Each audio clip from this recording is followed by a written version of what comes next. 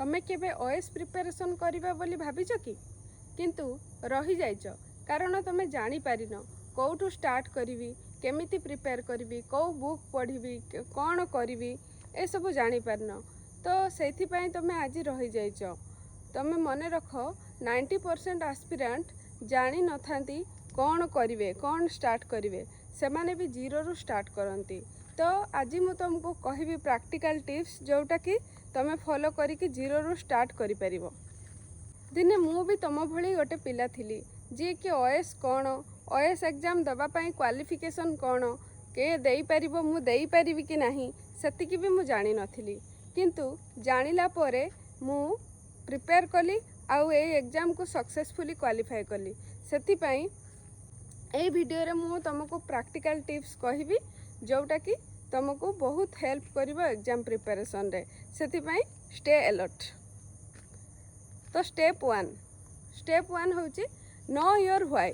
तमे काहे की प्रिपेयर करिया को चाहुच तमरो व्हाईटा जति स्ट्रांग हबो ताहले तुम प्रिपरेशन बहुत भलो रे जीवो काहे कि एटा गोटे marathon lengthy process minimum 1 to 2 year preparation करिया को पड़िबो 1 ईयर प्रिपरेशन 1 ईयर एग्जाम रे पड़ेबो। तो सेकेंड रे तमे चेक करिवो तमे एलिजिबल कि नाही एबे एग्जाम दबा पई तमे एलिजिबल जदी थिबो भी प्रिपेयर करि परिबो जदी एग्जाम दबा पई एलिजिबल हेई नथिबो भी प्रिपेयर करि परिबो। तो सेते बेले एग्जाम देबा पई एलिजिबल हबो जते बेले तमे ग्रेजुएशन कंप्लीट करिथिबो। ग्रेजुएशन रो रिजल्ट न बाहरले भी तमे एग्जाम देई परिबो किंतु ग्रेजुएशन तमरो कंप्लीट हेई जिवार अछि आ 21 ईयर एज हबार अछि। ग्रेजुएशन एनी ग्रेजुएशन तमे को भी प्रोफेशन रे ग्रेजुएशन करो बीटेक करो बीकॉम करो जहाँ भी करो तमरो ग्रेजुएशन तुमको हेल्प करिवो। आउ बेसी किछि क्राइटेरिया नाही इंडियन सिटीजन हेइथिबो ओडिया रे स्पीक रीड एंड राइट करि पारथुबो माने 7th क्लास पर्यंत एग्जामिनेशन तमे ओडिया रे क्वालिफाई करथिबो आउ मैट्रिकुलेशन हैला आहुरी बहुत बढ़िया। देन थर्ड स्टेप हैला परीक्षा को प्रथमे बुझ एग्जाम टा को प्रोसेस रे होची। तो एग्जाम रो 3टा स्टेप अछि प्रीलिम मेंस आउ इंटरव्यू। एटा ग्रुप 1 आउ ग्रुप बी पई group A group B post पई हुए। तो प्रीलिम मेंस इंटरव्यू ए 3टा स्टेप अछि ए 3टा स्टेप को क्वालिफाई करिवो गोटे स्टेप क्वालिफाई कले नेक्स्ट स्टेप को जीवो। तो प्रीलिम पई एमसीक्यू मल्टीपल चॉइस क्वेश्चन अछि आउ मेंस पई हमरो लॉन्ग क्वेश्चन अछि। इंटरव्यू रे कथावार्ता हिसाब रे इंटरव्यू निया जाय। देन आमे जीवा स्टेप 4 को ए स्टेप 4 रे तमे फॉलो करिवो कोन कोन जो ऑथेंटिक जिनस सब फॉलो करिवो। फास्ट जीवो तमे सिलेबस को ओपीएससी रो जो भी नोटिफिकेशन तमे बाहर करिवो जो ईयर रो नोटिफिकेशन प्रीलिम पई सेथिरे तमरो फुल सिलेबस अछि। तो सेही सिलेबस को तमे फास्ट स्टडी करिवो को सब्जेक्ट सेथिरे अछि को टॉपिक अछि कोन कोन पढ़िया को पड़िवो प्रीलिम एग्जाम केमती हबो मेंस एग्जाम केमती हबो आउ हमरो इंटरव्यू केमती हबो इंटरव्यू को लैंग्वेज रे तमे देई परिबो ए सब तमरो सिलेबस रे अछि।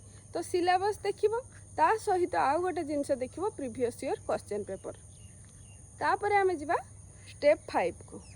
स्टेप 5 रे कोन करिवो तमे स्टेप 5 रे बेस तमरो निजर बेस स्ट्रांग करियार अछि। तो बेस स्ट्रांग करिया पई सबठु भलो बुक होउची एनसीईआरटी बुक।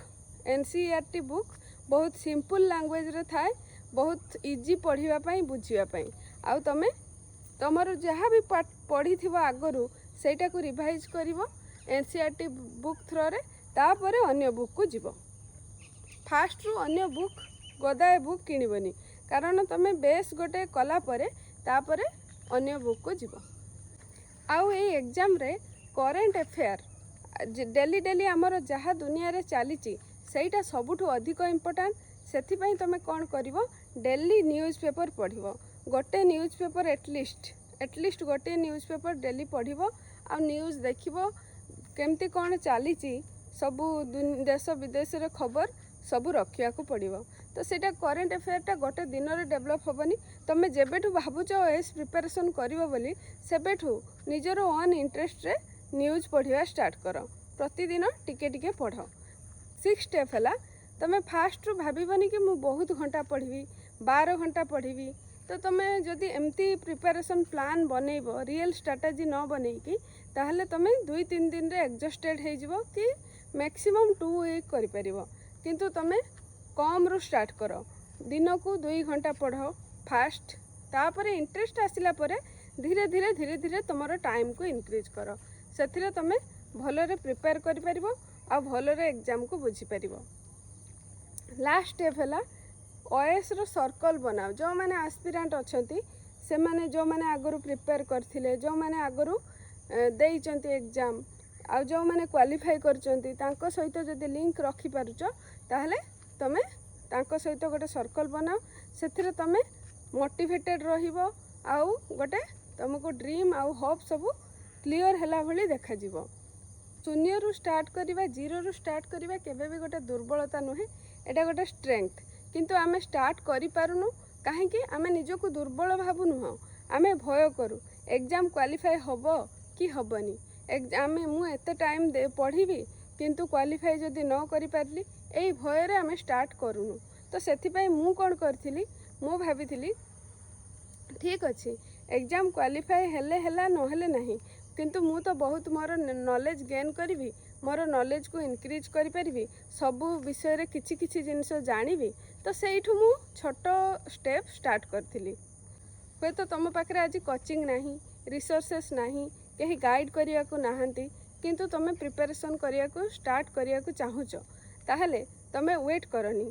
आजिठु छोट छोट स्टेप नियो, छोट छोट स्टेप रु ही तुम सफल होबा पथ को जीव। सेथिपाई आजिठु ही प्रिपरेशन स्टार्ट करो। आउ बाकी जहाँ गाइडेंस दरकार कौन तुमको असुविधा होची तो तुम क्वेश्चन रे पचारि परिबो, कमेंट रे लिखि परिबो।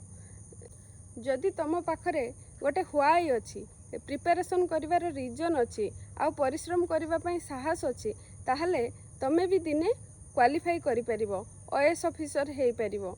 सेथिपाई स्टॉप करनी, स्टार्ट करो प्रिपरेशन। आ जहाँ डाउट होउची कमेंट सेक्शन रे पचारो, जहाँ गाइडेंस दरकार तमे जणाओ। Thank you.